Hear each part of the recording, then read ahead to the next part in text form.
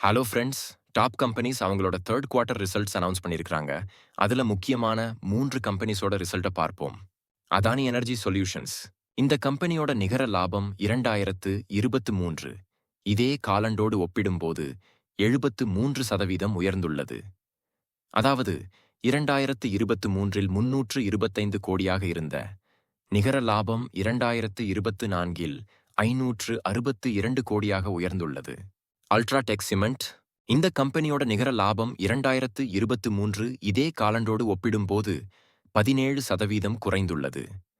அதாவது 2023இல் 1777 கோடியாக இருந்த நிகர லாபம் 2024இல் 1470 கோடியாக குறைந்துள்ளது.